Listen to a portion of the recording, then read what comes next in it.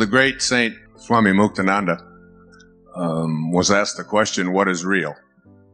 And his response is really worth you hearing, and something for you to really think about, because it's hard for us to wrap our arms around this idea that all things are possible.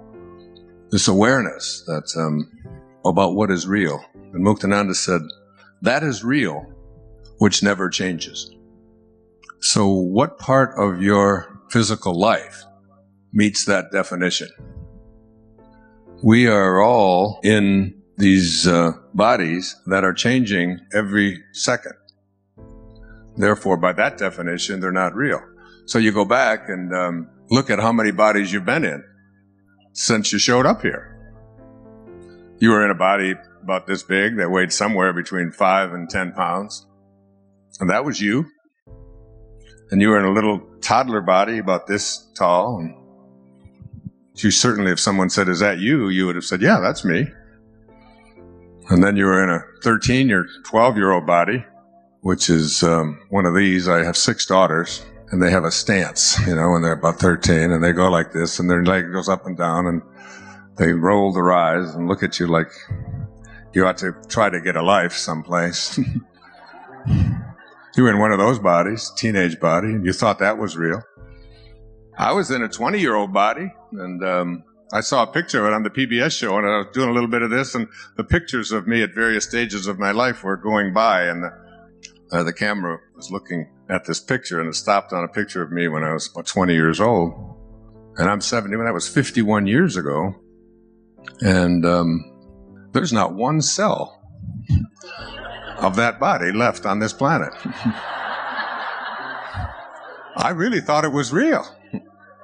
And when you were in your 20-year-old body, you thought it was real, didn't you? I mean, it's just like you look at it, you say, of course it's real. And now you look back at it and say, if it was real, where is it?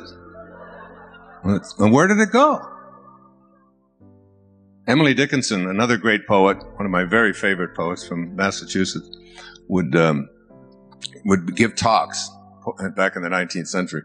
And she would pick up a handful of dirt, and she would say, just let this in.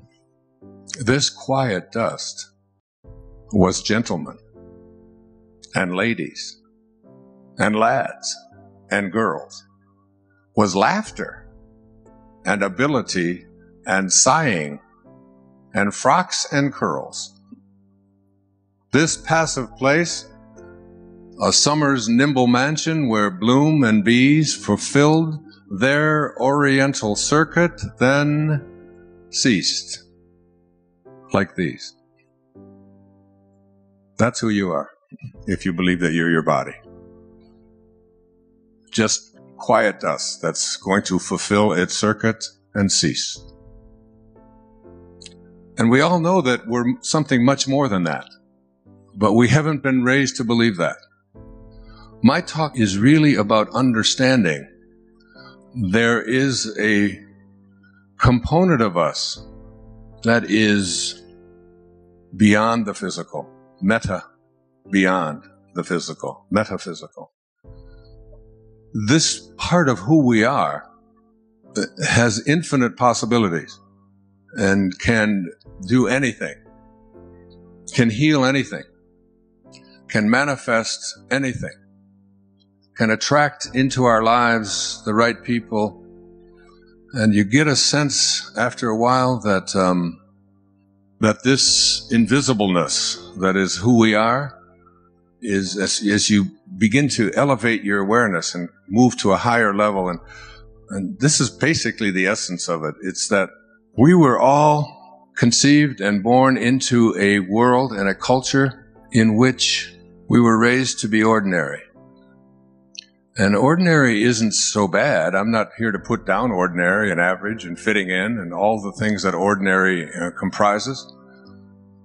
It's just not what I want for me. And ordinary really means, it means fitting in.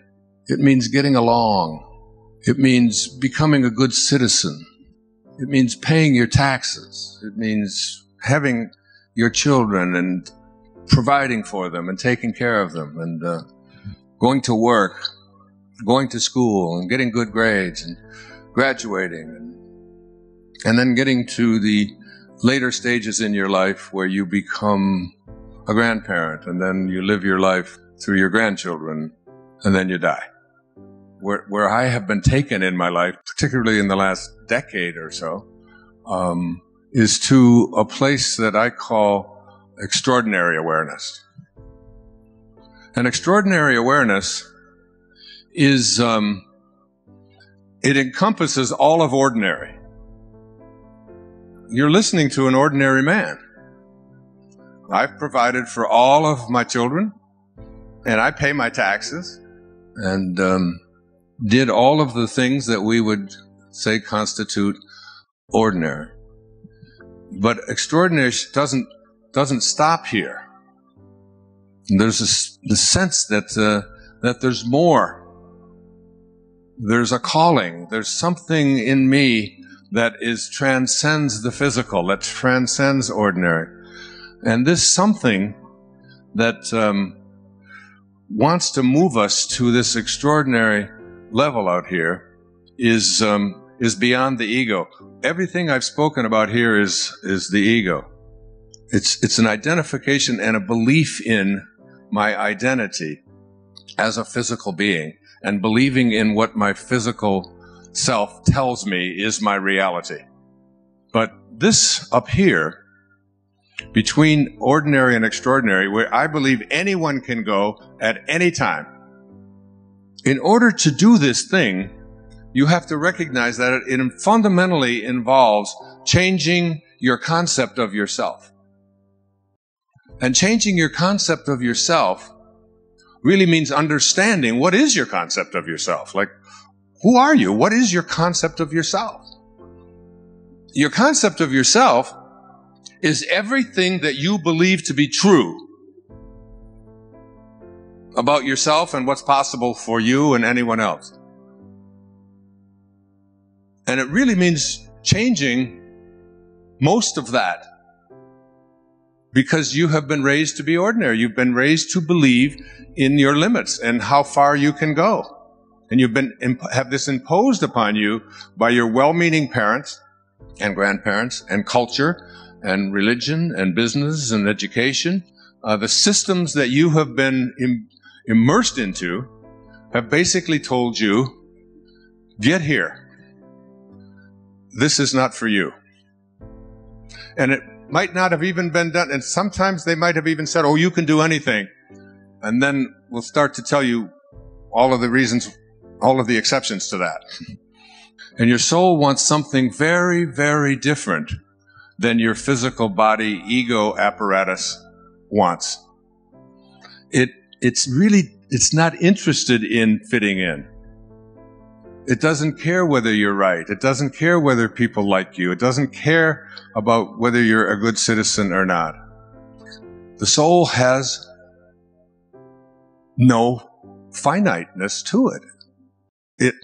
It's infinite, so it means it just wants to keep expanding. It wants to keep growing.